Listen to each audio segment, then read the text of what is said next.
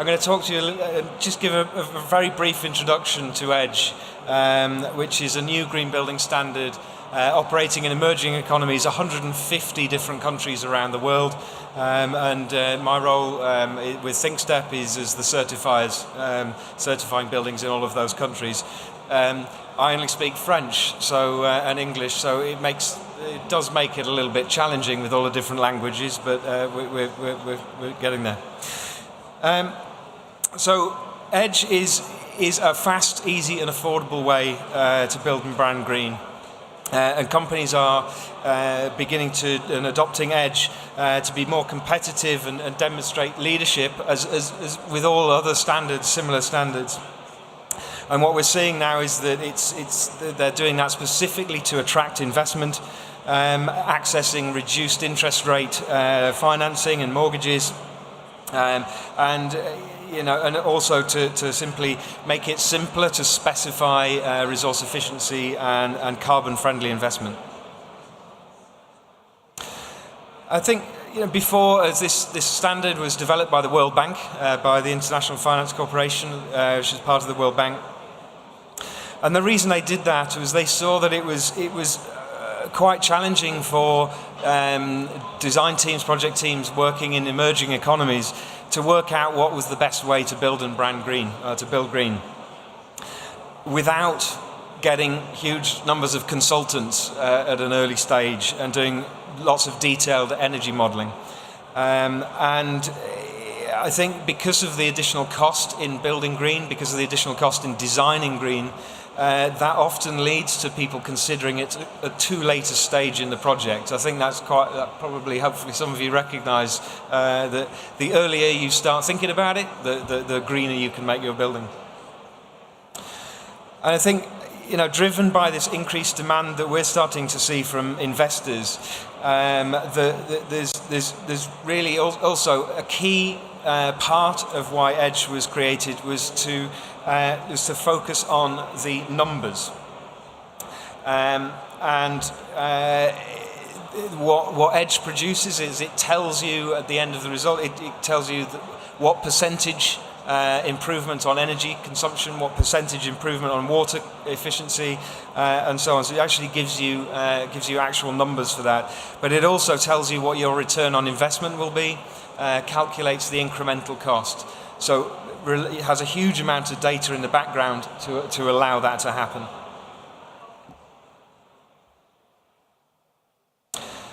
So how is EDGE? So EDGE is made up of three parts. The first part is a free-to-use design tool. So I'd urge you to go and log into this. I can't give you a demo. I don't have the time today to give you a full demo. In general, it takes about 10 or 15 minutes to do an assessment. So it's really quick.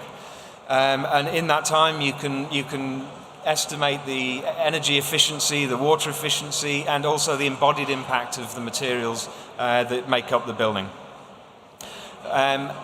We are working on a project at the moment where people are doing lots and lots of projects, putting them through. As a result, the teams are getting quite efficient at documentation. And just to give you an indication, they're spending on average about 10 hours total from beginning the assessment to submitting the assessment for audit. Because the tool, which is the main part of it, captures everything, enables you to upload the documents you need, submit it through to auditors, for auditors to submit to certifiers. It enables that whole thing. 10 hours. I mean, whether everyone can meet that is another thing, but it gives you an indication, I think, of the benefits of using the standard. The other part of it is this 20-20-20-20. Basically, 20% more efficient than the baseline in order to get EDGE. So EDGE certified means you're 20% better than the local baseline. And finally is the certification standard. There are many of us certifiers operating, there are two of us operating the standard globally, thinkstep and SGS working together as one of the global certifiers, and there are also in some regions there are local certifiers who are operating the standard.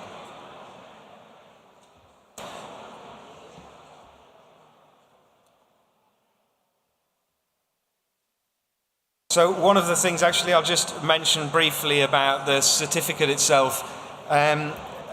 It contains, so here I'm just going to point over here, I think I'm pointing at the right area, is showing the specific percentage improvement that this building is above the baseline. So you know from the certificate how much more energy efficient it is. And on the back of the certificate, two-sided certificate, it lists all of the different features that have been incorporated that make this building resource efficient. So hopefully it's more transparent, it's allowing people to see exactly what makes this building green. So, as I said, in order to meet the EDGE standard, it's simply got to be 20% better across these three key areas. And the baseline is set using local codes. So the codes in, for example, Ghana, Nigeria, in Brazil, the amount of data that's sitting behind EDGE to facilitate this is enormous. It's also got climate data in there, typical building materials used in all of these different countries, so that baseline is set assuming a local standard practice. As I say, I would urge you to log into the tool. It is free to use. You don't technically even need to give your account detail, your contact details. You can just log in and start playing. So I would urge you to go on there.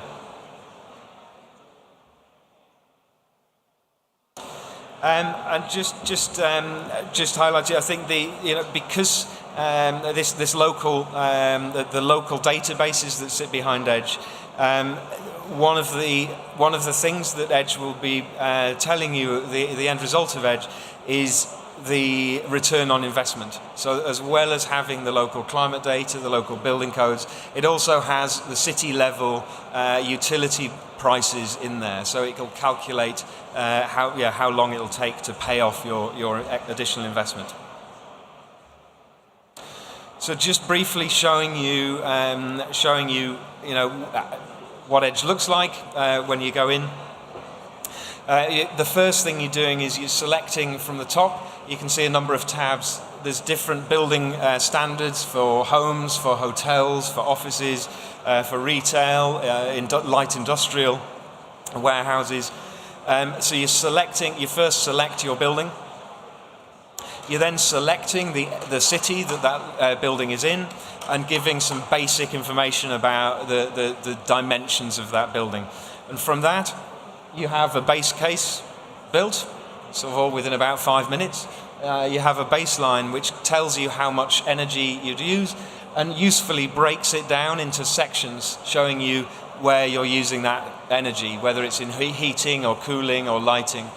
And this is really useful when you're going in and playing around with the options, because you can identify where can I get the biggest bang for my buck.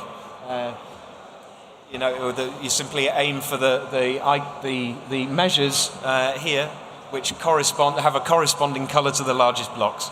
Makes it trying to make it as intuitive as possible.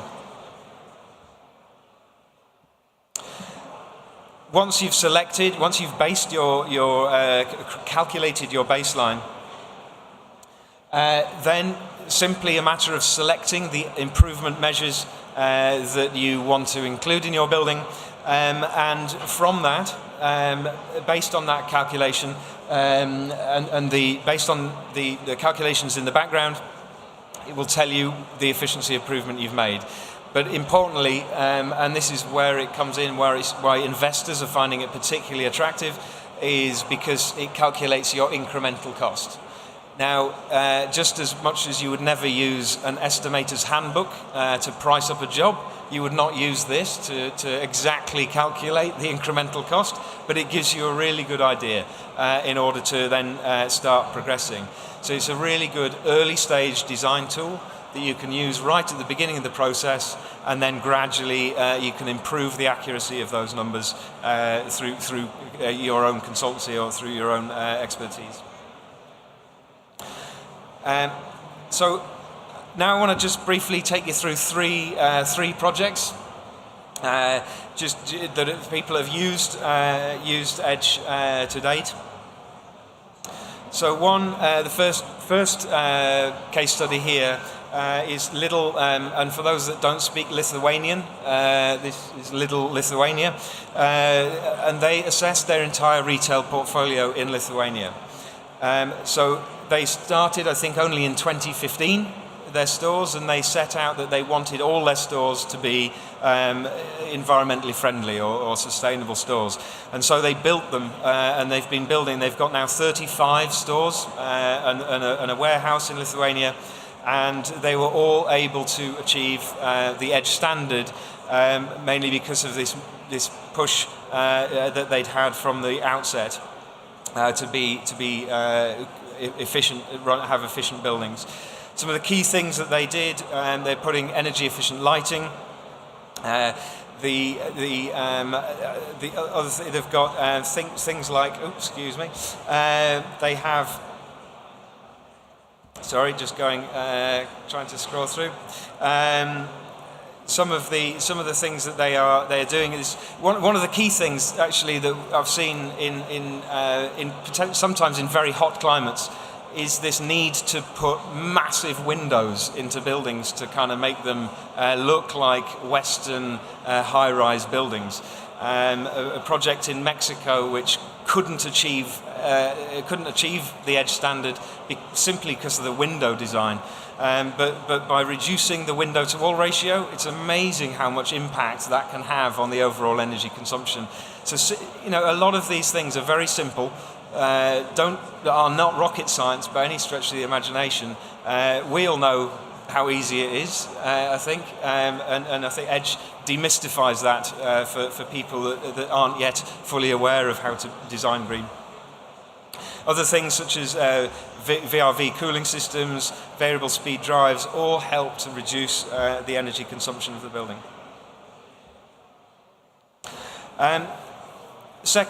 Another project that was really exciting for me, and I think one of the most exciting part of this, I mean, it's in Turkey, Istanbul. It's Istanbul's answer to the Bosco Verticale, which I admit the Bosco Verticale is a beautiful building. This is not quite as prestige as that, but this is a social housing apartment building in central Turkey, surrounded by a sea of concrete, and so it really stands out as a thing of beauty in Istanbul. And when I went to present the certificates, I was presenting the certificates to each individual tenant so that they could access cheaper mortgages, essentially, so they needed their specific apartment numbers on their certificates. I expected them to be kind of not as excited as they ended up being. I mean, I've never been asked to have a selfie taken with me. I did feel somewhat of a celebrity as I was giving these certificates. But really, have a look at this project, Greenox project. An amazing structural engineer who was actually the client, the developer that did this. Really amazing lady. So really have a look at this. And finally, the final project I wanted to get, because the MBU, so mother and baby unit in Kumasi in Ghana. 6 months before this was built, there was a YouTube video called "Next to Die" on, and this was horrific. I mean, it made me cry. I don't cry. I'm from Yorkshire. I don't cry. Maybe that's a bit stereotyping there, but the situation that existed before this hospital was commissioned was dire, absolutely dreadful. I'm not going to go over the detail of it, but Next to Die is the video if you're a glutton for punishment and want to watch it. It does have a happy ending. This project, commissioned by the First Lady of Ghana, after watching and seeing this video, was immediately got a developer, Eric Genet from Africa Building Partners, to get a project sorted, and it was 6 months before that building was built. Eric used Edge to design the building and to identify cost-saving measures, which would in the end lower the running costs of the hospital, and he is confirming the edge result, the prediction that it's going to save $23,000 per month, which will pay for a whole team of nurses and doctors. And that's in the end why we build buildings, is to have a function.